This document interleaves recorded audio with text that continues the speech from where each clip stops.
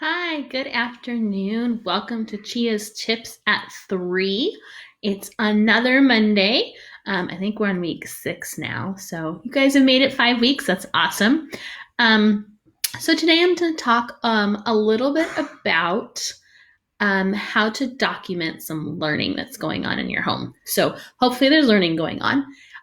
There always is, so there definitely is. But some different ideas to kind of document that learning, especially for younger kids.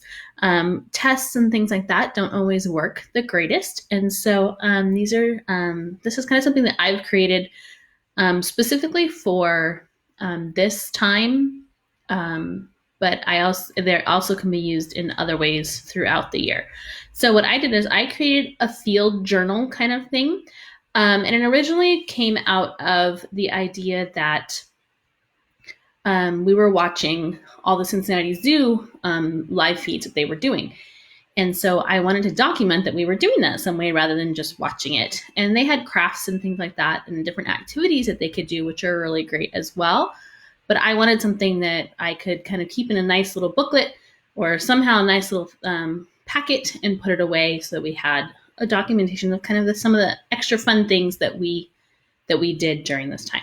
So I'm a graphic designer, so I'm going to show you guys what I've created and then give you some ideas on how you can recreate that in your home or something similar so that if you're not a designer, you don't have to redo this.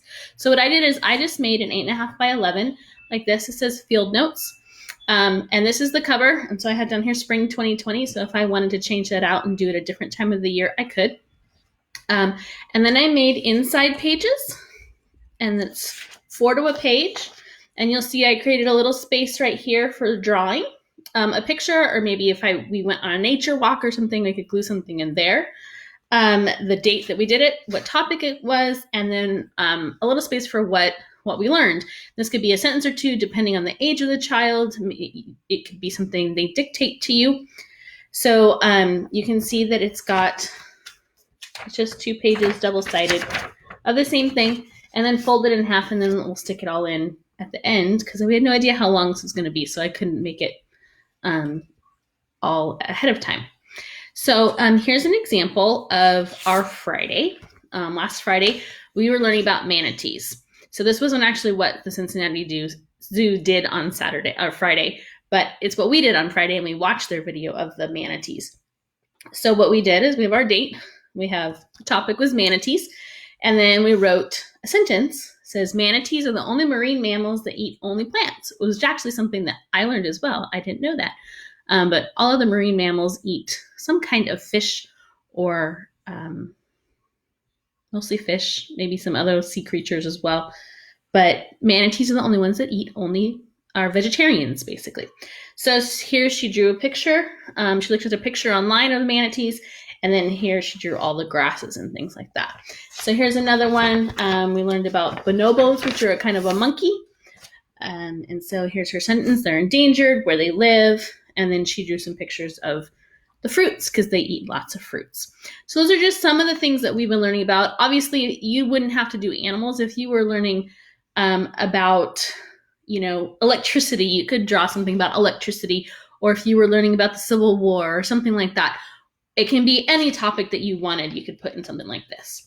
And so you guys can see those are just some examples.